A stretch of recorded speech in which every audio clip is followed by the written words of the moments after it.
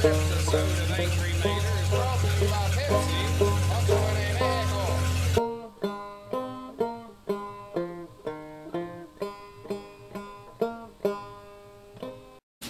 Okay, everybody, what we have here, mind you, is I've done got two screws took out for future reference, but anyway, we have a Ford lighting control module. Okay, this is out of Crown Vic.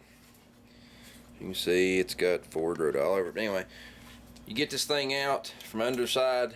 There is some, depends on the vehicle, you got 2 or 3 screws. It's right above the gas pedal. It's a black box.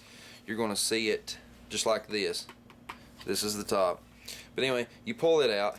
There's 2 screws right here, 2 Torx head screws, which I've already removed. They're just sitting there. You pull those out, and that's how you're going to start getting into this thing. But anyway, first off, the reason we're actually doing this, repairing this, is because you'll have intermittent problems with your headlights. They'll just cut off going down the road, or your high beams don't work, and then they sometimes do, or your taillights don't work when you turn them on, sometimes they don't. There's relays in this sucker, and they go bad. But the first bit of advice, do not grab your darn soldering iron. Yeah, this is dirt from under here. This has got, you know, it's dirty. It's just dusting together. But do not touch your soldering iron. Yeah, I went to actually dropped it and grabbed it. It's hot, I'll tell you that.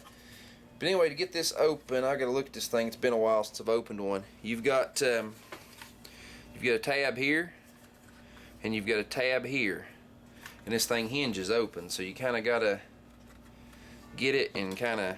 I'm showing you the redneck way. You just kind of get a hold of this thing, put it down against the table, and use your thumbs and just kind of push and pull up with your fingernails. And you usually get these open. This one's wanting to be a little cantankerous. It's not wanting to open, but it will open. Just take me a second to get it to open, to get it to come past those tabs. This one here has never been into, so y'all are going to have to forgive me while I find something handy. Now I've got this little pair of clippers. What good's that going to do me?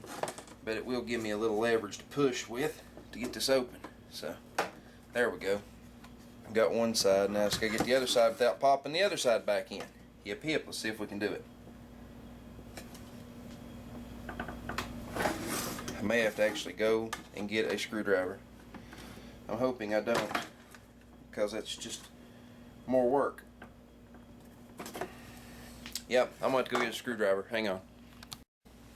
Okay, I'm back. I didn't go get a screwdriver. I went and got a butter knife. It's closer. So I'm going to put this under here, give it a little pry, bring it above it, okay? See, it's starting to open, see? Do this side the same way. Butter knife's actually thinner, and this thing's not under a whole lot of pressure. Alright, we got her open. You just take the lid off, set it aside, don't get into your soldering iron, it could hurt. And you look at this board. You've got 4 NEC relays. You've got, let me get these under the light here and make sure that these are all the same. They are, but I'll show you something that's kind of ironic. I don't know if you'll really pick it up on camera. This one is black. This is gray, gray, and gray. They are all shellac coated on the board. They've all got their coating on them from the board, so I know that I know they were in here from new, but it don't make any sense because they're all exactly the same. Why is one a different color? It's kind of weird. Never seen that before. But to get this little booger apart, you've got 2 little tabs right here to get this board to pop up, and you've got to kind of same thing. This butter knife should work real well. That, my friends, is not a good thing. You do not want to break this. These are like $500. Granted, I have extras of these laying around, but you do not want to break them. You can get them as cheap as like $300. Do not throw it in the floor. You pry these little tabs up. I may not be able to do it to where you can truly see me do it. You just got to kind of pry and pull all at the same time, and it can be a tidbit aggravating, but it will come out. There it goes. And you got to not let it go back in. kind of, there we go. We got it popped loose. You got to be gentle with it, but you don't have to be crazy with it. You get those pried up, they lock under the board. The board clips in and this board hinges up. You do not try to remove these period. You don't. You're going to work on this board right here as it's up. This is a Motorola product, as you can tell. It's dated, the board is dated 96, I think it says. Yeah, 1996. And it's dated 2/12/2. So I'm assuming that's 2002 is when this board was actually made. And you've got an A08. I don't know. I've never seen one with writing on it before. Don't know. Maybe this one has been repaired. I don't know. But these little relays, you can look and see, and you can see the pins back here. Boy, are these suckers a pain. You've got to get them. You've got to break the solder down and use a wick. I'll show you that in just a minute. I've actually got to go get it. I failed to bring it in. You're going to need some good solder, just standard electronic solder, because you're going to have to use the wick to draw the solder out, which I'll show you how to do. And you got to replace each one of these. You're asking me, where in the heck do I get them? Well, here, my friends, is the parts. Here they are, brand new, right there. There's 4 brand new ones. They come in this nice nifty little tube. There's your ends. Here is where you get them. Let's see if there's any pertinent information on that I want to cover up, which there is. I'm going to just put my thumb over in a few places. Right here. Here's where you get them. Mauser. Mauser.com. They are in, was it Mansfield, Texas. Let me fold this now that I've showed you where they come from. Like I said, it's got my information on it. Right here is your exact information. You need to order 4 of those. Right there is the information. You can see what they cost. Actually, you can't see what they cost. They're like $22, okay? They're $22 shipped. But right there is your part number. And like I said, if you can do any kind of electronics of any kind, if you've ever done any soldering, this is not a major project. Well, let me get these out of the casing here, because we're going to use all 4 of them. I only have one bad relay. But we're not playing with it. We're going to put brand new ones in. You can actually unfold those and get these relays out if you want to and reuse this tube, but we don't choose to. We get the 4 new relays out, keep them to the side. You do not want to get these mixed up, which I don't really think you could, but you could. You know, it's possible. Here's the little baggie, of course. We'll toss that to the side. But I go get the wick, solder wick, and I'm going to show you how to get these out and how to replace them. So hang on. Okay, my friends, I had a little difficulty actually finding. Yeah, I had some difficulty finding said desoldering braid. A desoldering braid, or wick, desoldering wick, as you may call it. Right, here's what I'm using. It's a 4-foot little spool of it, and it's a braided tisk. It is a braided, there you go, it's a copper braid, and it soaks up solder when it's heated. When you heat the solder, you put it on top of it and you just soak it. Well, the first thing we're going to do is, I know this, but you don't. You're going to look at this board. Let's see. Of course, you're going to be looking at this on a larger screen. I'm just trying to get it to where you really can understand it. Let's see. Let's make sure that I can see what I'm doing. Okay. Right here. See these large pins? There's 1 pin, 3, and 2. See? 3 pins and 2 pins. That's the ones you're going to want to desolder. Yeah, this is something to do with light. This is something to do and take your time. You really do not want to unsolder something that is not what you're trying to unsolder. So my soldering iron is extremely hot, and we're going to try to pull this solder. See, it's pulling the solder. I'll show you in just a second. It's sucking it up. See, where are we at? I'm zoomed in so blasted far that I doubt you can see. There you go. See, it sucked the solder right up into that. And I actually heard that one pin of that actually pop loose. It went tink. You could hear the strain come off the board. You want to be real careful here because you do not want to unsolder some of these other things that are on this board. And yes, you can solder this braid to the board if you're not real careful. And that's what we just did because we have too much solder built up in the end of this. It's the whole point in the little cutters. We're going to clip the end off, as you may be able to see. See, we're going to clip it off. And we're going to go to the next one. I'm going to get one of these off, and I'm going to show you how to get one off. You can follow these to the back of the board. Anyone can do this. I'm going to show you how to get one off. And then we're going to, and I'll show you how to put one of them back on. It's not a, don't know if you can see anything or not. Some people like to use what they call a solder sucker to do this. It's a little vacuum tool. I don't like the solder suckers myself. I had one, just don't like it. But you got to get the solder off these pins, and they're real delicate. I mean, it's real small. You're really working in small areas. You just keep putting this clean wick to the area and apply heat, and it draws it out. It does a decent job. That one's not wanting to cooperate very well for some reason. Sometimes you have to heat these from behind and pry them off the board about it. Not really. I mean, when I say pry them off, I don't mean get carried away.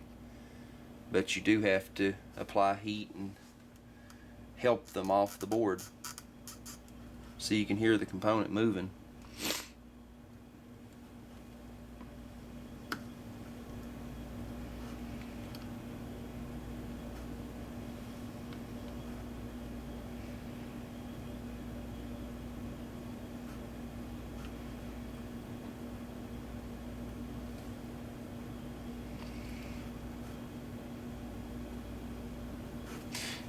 This does work better with the very tip of the braid, but it's more aggravating to actually set and use the tip of the braid. But it does work better. You may find it that way. I'm just trying to be a frugal little tightwad and use the least material that I can, because I do very, very little when it comes to electronic work. I do very little of it. I don't really care to do it. And I just try to conserve what materials I have, because I don't really go to the electronics store to buy parts on a daily basis. Yeah, you probably are just seeing my hands.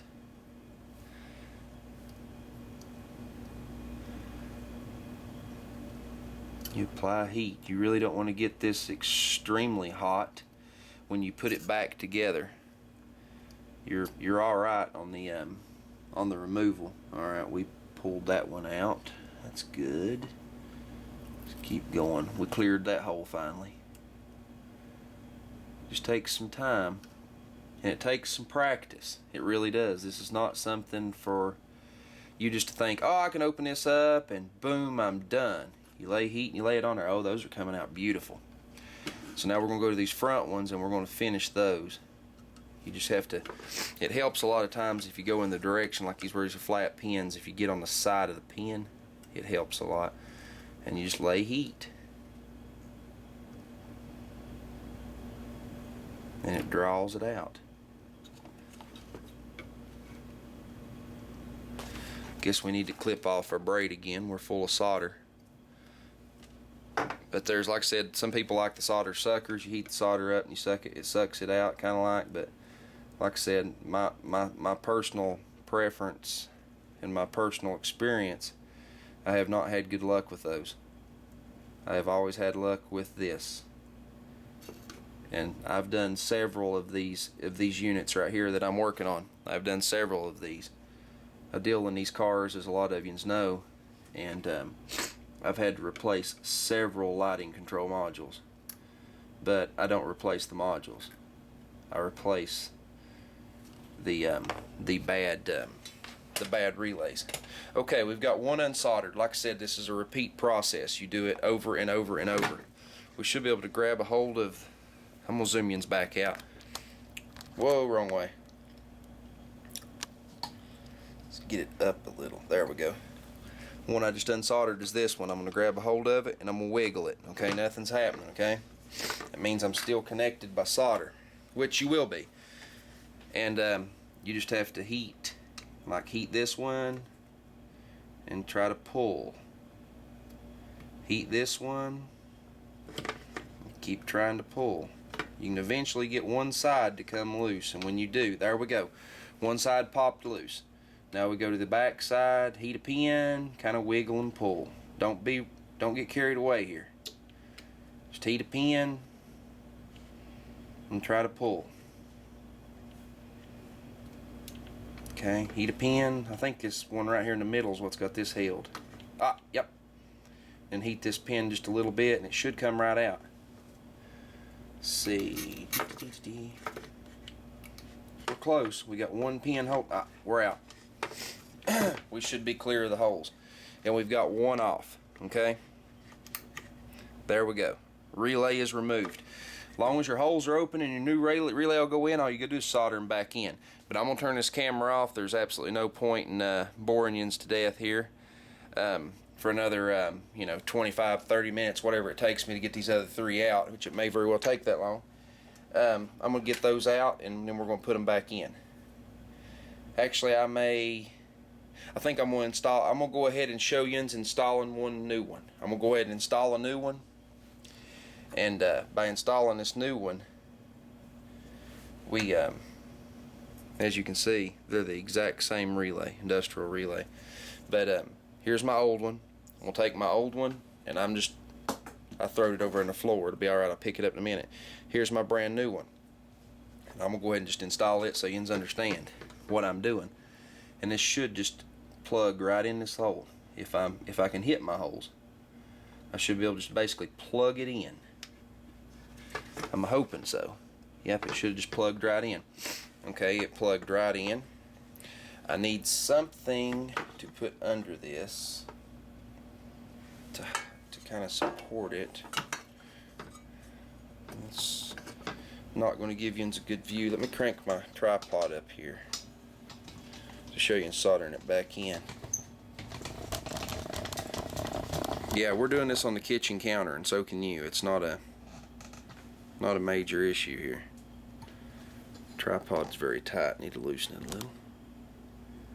Here we go. Let's zoom in on this board. Let's get to where I can see, and let's zoom in. Come on. There we go. You know what? I'm not going to leave that under it anyhow, but I am going to zoom in. Let's leave you zoomed in. Let's see. Let's just move this. I want you to see what I'm doing. Right here's my pins. Pin, pin, pin, pin, pin. There's three there.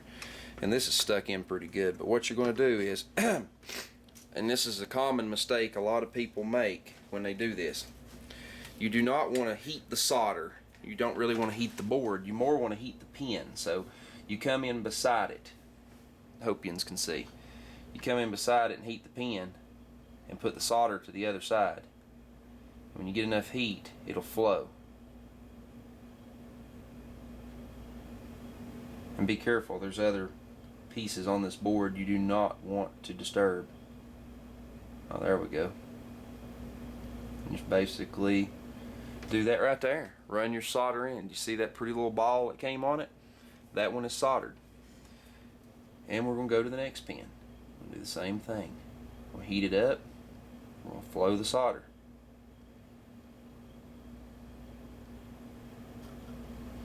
Yeah, Ford and Motorola had to make this like this, of course.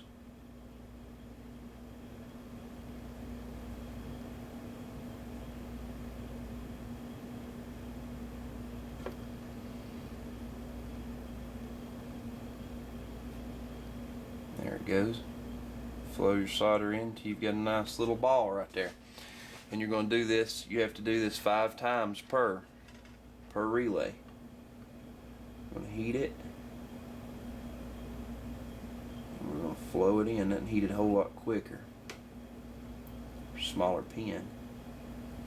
We're going to flow that one in. Those are heating a whole lot quicker. Maybe I just didn't have good contact there. I thought they was taking a bit long. Of course, this is a real low wattage This is only a 25 watt little soldering pencil here. So we're going to heat this one and we're going to flow that solder right in, boys. We should be good. We should have one replaced as we speak. We will check it to make sure that there is no movement in the relay to the solder joints. We are going to check it, make sure that there is absolutely no movement and everything is solid. It is completely solid. So that's how you do it. You have to do it 4 times. There's your completed repair. You know, it may not be beautiful. I don't do electronics for a living, okay? So I work on cars and I piddle with cars. I build engines and I deliver Pepsis. So that's what I do for a living, but anyone can do this. So that's how you fix your lighting control module. Call up Mauser, buy parts. These are the exact same NEC relays. I showed you the part number earlier in this video, so just order those and change them. That's all you've got to do. There is different modifications. You can run wires to outside this lighting control module. By running the wires to the outside, you can use a large heavy duty relay, but I can tell you this, your lighting control modules lasted you well over 100,000 miles. You do this repair right here when it starts giving you trouble, the odds of you having to do it again are very, very slim. So why go through the trouble to run wires out of this box and add external relays and all this bunch of stuff? Why bother? It probably should last the car with one repair. So do the easy one. See y'all.